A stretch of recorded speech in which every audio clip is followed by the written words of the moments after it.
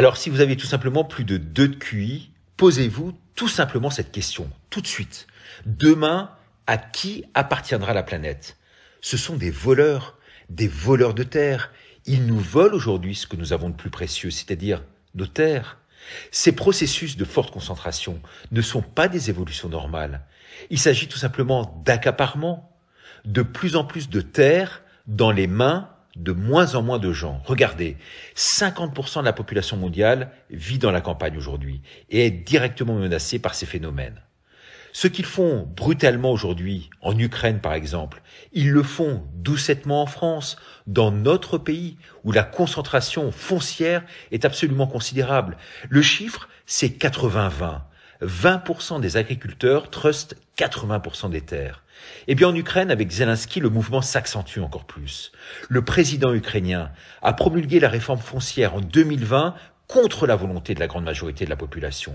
Mais sur place, si vous dites le moindre mot contraire au régime, vous êtes fusillé ou embarqué. Mais comme ils volent nos terres aujourd'hui, la guerre sur place sert aussi bien sûr à cela. C'est très intéressant de prendre conscience de cela car c'est exactement ce qui arrive en France aujourd'hui. C'est exactement le même modèle, le même phénomène. Ces prédateurs impitoyables prévoient de racheter leurs terres aux paysans français, toutes leurs terres à vil prix, comme ils l'ont déjà fait en Ukraine, et de constituer ainsi de vastes domaines de 1000 hectares ou plus. C'est un modèle qui vise à soustraire aux petits agriculteurs leurs terres au profit de qui? Des gros exploitants. Eh bien, les grands propriétaires terriens obtiennent facilement des financements massifs de la part des institutions financières occidentales, de l'Europe bien sûr. Les petits paysans ukrainiens, français ne reçoivent pratiquement aucun soutien. Ils crèvent tous la bouche ouverte. Avec le marché foncier en place, dans un contexte de stress économique, de guerre, eh bien cette différence de traitement va conduire à une plus grande consolidation des terres par les grandes entreprises agroalimentaires.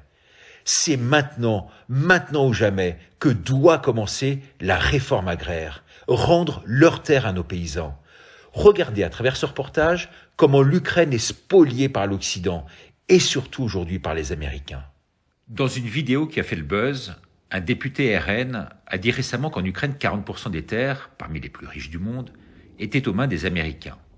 On lui est alors tombé dessus en disant que c'était faux puisque la constitution ukrainienne interdit formellement de vendre les terres aux étrangers. Alors, nous avons enquêté. Qu'est-ce qui se passe au juste?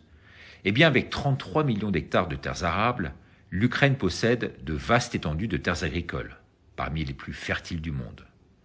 Mais depuis des dizaines d'années, des privatisations mal avisées, une gouvernance totalement corrompue, ont consacré les terres entre les mains d'une nouvelle classe oligarchique. Alors ce qui est vrai, c'est qu'elles sont, si ce n'est la propriété, en tout cas la concession quasi ad vitam aeternam d'un droit d'exploitation par ces groupes américains. Vous l'avez compris, comme le droit ukrainien empêche aux étrangers d'acheter des terres en théorie, eh bien ils contournent la loi en cultivant ce qu'ils appellent des terres à bail. En particulier par le biais d'entreprises agricoles conjointes avec des Ukrainiens, qui sont bien sûr des prête-noms. Il n'y a pas que les Américains, vous avez aussi des Français par exemple sur place, qui ont la société Agro-KMR, créée par 4 agriculteurs français près de Pavlograd. Cette entreprise emploie tout simplement 50 salariés, cultive 12 000 hectares, dont 6 000 de blé, 3 000 de colza, 3 000 de tournesol. Il faut savoir qu'en Ukraine, l'un des régimes, on l'a dit, les plus corrompus de la planète, il y a des lois, mais surtout des exceptions à la loi. Et figurez-vous que l'une de ces personnes qui exploite ces terres ukrainiennes n'est autre que Hunter Biden, le fils du président américain, très ami avec l'oligarque ukrainien Zelensky. Tous les deux ont des parts dans la société Burisma. Zelensky, qui n'est pas un enfant de cœur, a du reste été poursuivi pour blanchiment d'argent à travers des paradis fiscaux comme l'État du Delaware. Le fils Biden, lui, a été épargné. Un simple coup de fil du père a menacé de suspendre l'aide à l'Ukraine si un procès avait lieu. Alors si Zelensky est manipulé, c'est aussi parce que les Américains veulent garantir cette dette abyssale de l'économie de guerre ukrainienne et de la future reconstruction du pays contre la libéralisation des terres qui n'ont pas de prix sur place, comment aujourd'hui ils organisent la guerre pour mieux racheter nos terres.